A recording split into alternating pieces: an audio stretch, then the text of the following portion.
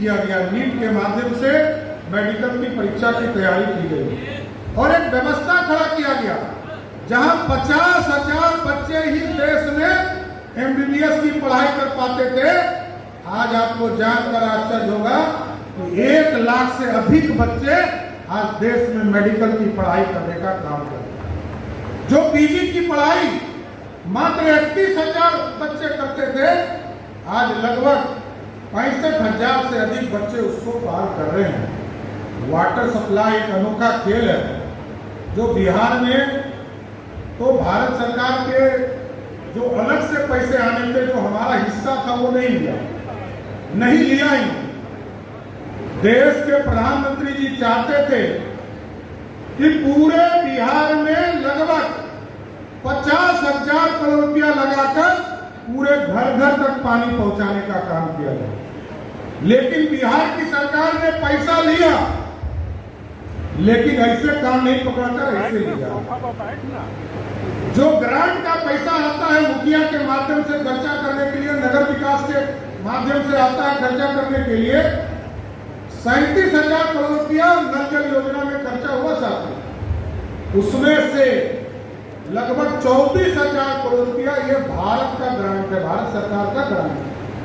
और आज हम कह सकते हैं कि यदि नरेंद्र मोदी जी की सरकार नहीं होती तो बिहार में नीतीश कुमार की सरकार तनख्वाह भी नहीं दे पाती। इसलिए मैं कह रहा हूं कि 2,61,000 करोड़ का बजट है साथियों, और 2,61,000 करोड़ के बजट में लगभग 2 लाख करोड़ रुपया भारत सरकार देती है, जिसमें 1,70,000 करोड़ तो डायरेक्ट देती है, चाहे वो ग्रांट के रूप में, टैक्स के रूप में, रेवेन्यू के तौर पर, और लगभग 30,000 रुपया लोन के भी तौर पर देती है। तो बिहार सरकार यदि 2,61,000 करोड़ रुपये में मात्र 35,000 करोड़ रुपया ही अपना रेवेन्यू उपलब्ध कराती है और शेष भारत सरकार देती है, तो ये तो स्पष्ट है कि यदि नरेंद्र मोदी जी ने जीएसटी नहीं लाया होता, नोटबंदी नहीं लाया होता, तो इस देश में टैक्स कलेक्शन इतना हाई रेट पर नहीं जाता।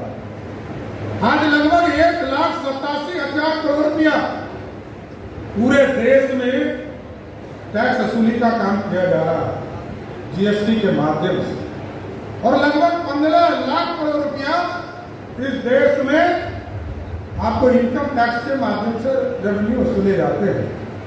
इसलिए साथियों एकदम स्पष्ट है, बिहार तभी चलेगा जब डबल इंजन की सरकार बनाओगे।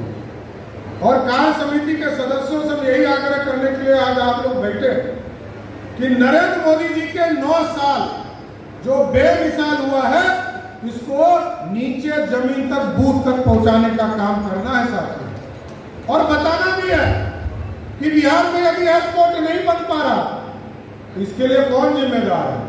यहाँ रामकृपाल जी बैठे हैं, शाहनवाज जी बैठे हैं, ये दोनों व्यक्ति एक तो सिविल एविएशन के मंत्री रहे हैं और रामकृपाल जी यहाँ के सांसद हैं।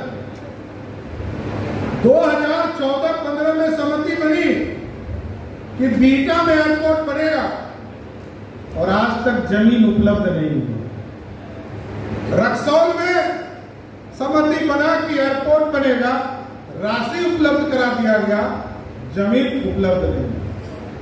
तो विकास की चर्चा कैसे होगी साहब?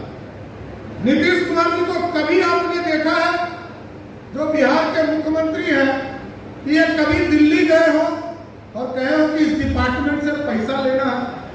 ये राजनीति करने सिर्फ जाते हैं।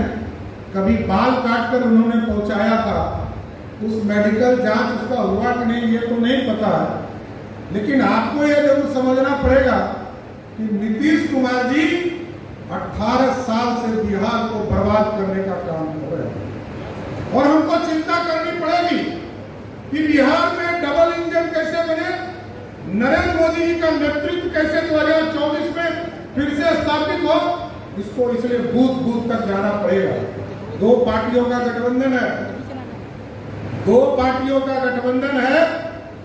एक ने 15 साल तक इस बिहार को लूटा है साथियों, और दूसरे 18 वर्षों से बिहार को बर्बाद करने का काम कर रहे हैं। इसलिए हमको चिंता करनी पड़ेगी। ये लोग बहुत जोर जोर से हल्ला करते हैं कि आरक्षण खत्म नहीं होने देंगे।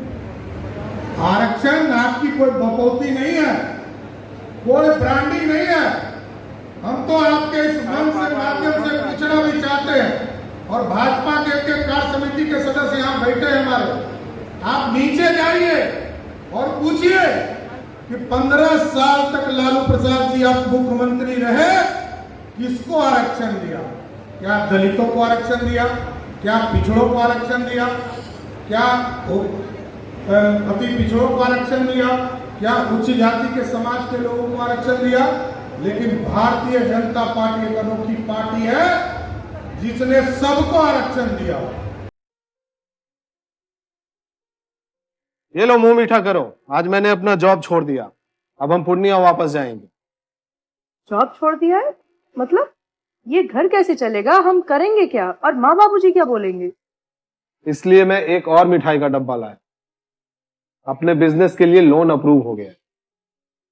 अरे लोन अप्रूव हो गया वो तो ठीक है, लेकिन पूर्णिया में हम रहेंगे कहाँ? अपना घर भी तो नहीं है वहाँ।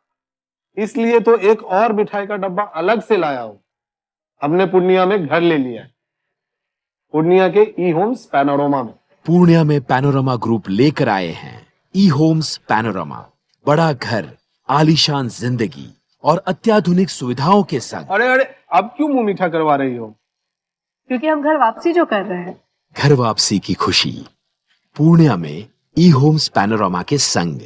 ई homes panorama, luxurious lifestyle redefined.